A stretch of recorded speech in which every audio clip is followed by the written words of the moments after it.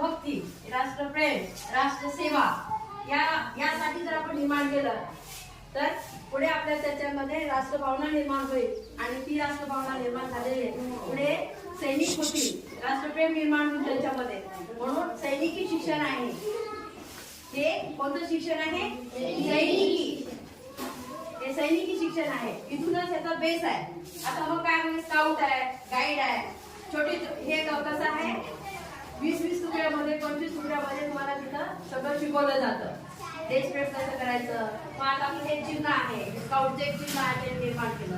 हे स्काउटचं आपलं सराव एक स्काउट गाईड आपण हे आपलं हे आहे. हे राष्ट्रीय ध्वज आहे. आपलं जी प्रार्थना आहे दया दान ही आपली प्रार्थना आहे. हे स्काउट झेंड्याचं गीत आहे की जेव्हा आपण स्काउट ध्वजारोहण करतो